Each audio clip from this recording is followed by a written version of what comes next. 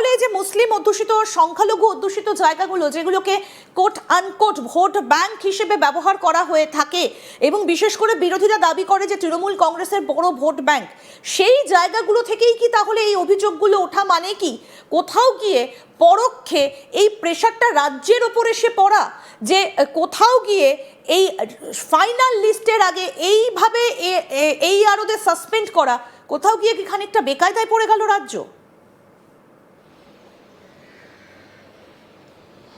দেখো, এখনো পর্যন্ত বেকায়দায় পড়ে গেল বলাটা ভুল হবে, কারণ এটি একটি প্রশাসনিক সিদ্ধান্ত এবং যা কিছু পদক্ষেপ করা যে প্রশাসনিক স্তরে, যেমনটা আমি কিছুক্ষণ আগে বলছিলাম যে যাদের বিরুদ্ধে অভিযোগ উঠেছে তাদের হাত দিয়ে কত সংখ্যক মানুষকে অবৈধ মানুষকে বৈধ দেখানো হয়েছে, অবৈধ কাগজকে বৈধ কাগজ দেখানো হয়েছে, সেইটা খুঁজে বার করা কিন্তু সেই ফাইন্ডিং এ নীল হেজট্যাগ।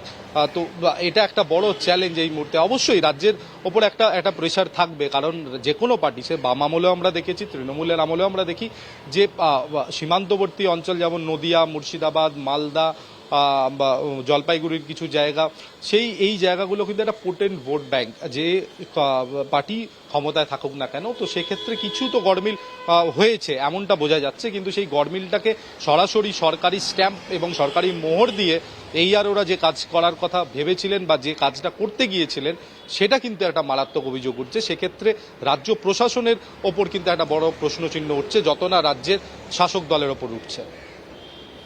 একদম খুব স্বাভাবিকভাবেই কিন্তু এই প্রশ্নটা উঠে আসছে, এবং জায়গাগুলো যেহেতু একদিকে সীমান্তবর্তী অন্যদিকে সংখ্যালঘু অধ্যুষিত, সেই কারণেই বারবার করে প্রশ্নগুলো উঠছে।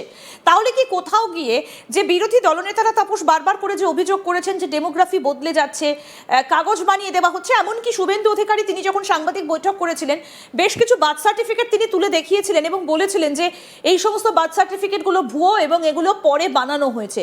তাহলে কি সেই ডকুমেন্টেশনগুলোই এই আর ওদের কাছে এসেছিল, সেগুলো দিয়েই কি তাহলে এই নামগুলো ঢোকানো হচ্ছিল, মানে যে অভিযোগগুলো উঠে আসছিল? এখন তো তাহলে তুমি যেটা বলছো যে বেশ কিছু ডকুমেন্ট যেগুলো নির্বাচন কমিশনের তরফ থেকে খতিয়ে দেখার নির্দেশ দেওয়া হয়েছিল, তাহলে কি সেই হিসেবটাই বারবার করে মিলে গেল? এবং আরেকটা বিষয় জানতে চাইবো, এই যে 58 লক্ষের কাছাকাছি নাম ইতিমধ্যে আমরা জানি যে বাদ পড়েছিল খসড়া তালিকায়, তারপরে আবার 6.5 লক্ষের কাছাকাছি আসেনি তারা, তাহলে কি সংখ্যাটা আরো বাড়তে চলেছে ফাইনাল তালিকা প্রকাশের আগে?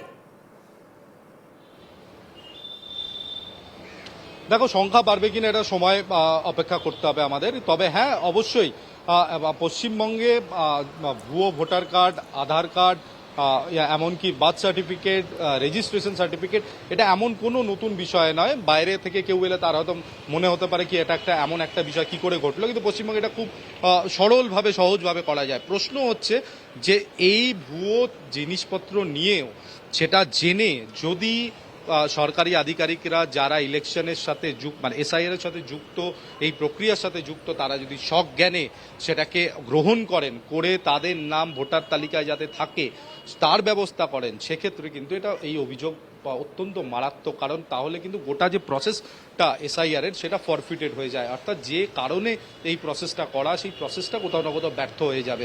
তবে হ্যাঁ, মানে ইলেকশন কমিশন যথেষ্ট কনফিডেন্ট যে তারা যেভাবে ভেবেছিল ঠিক সেভাবে না হলেও তারা অনেকটা কাজ গুছিয়ে উঠতে পেরেছেন।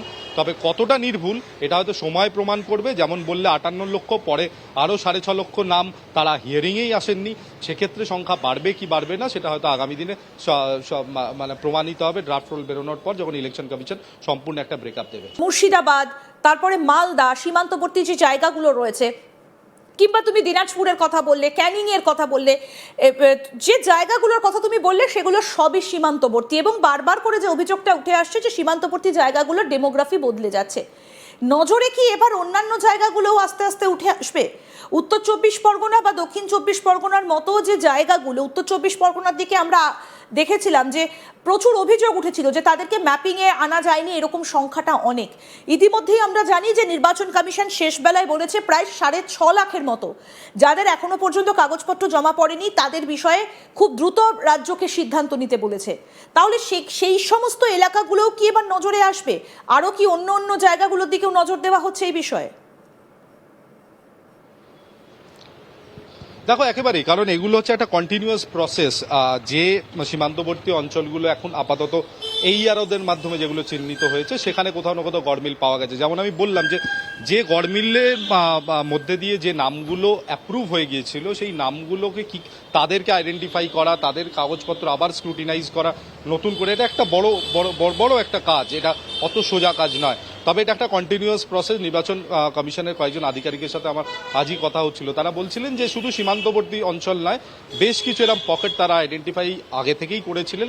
সেই সব জায়গায় তাদের বিশেষ নজর রয়েছে, সেখানে যারা মাইক্রো অবজারভার হয়ে রয়েছেন বা যারা এইআরও হয়ে রয়েছেন বা ইআরও হয়ে রয়েছেন তারা সঠিকভাবে কাজ করছেন কিনা, প্রয়োজন পড়লে সেগুলোকে ভেরিফাই এবং ক্রস ভেরিফাই করার প্রক্রিয়াও চলছে। তবে যেমনটা 6.5 লক্ষ নাম কিন্তু তারা হিয়ারিংয়ের জন্য আসেনি, তারা অ্যাপিয়ারই করেননি।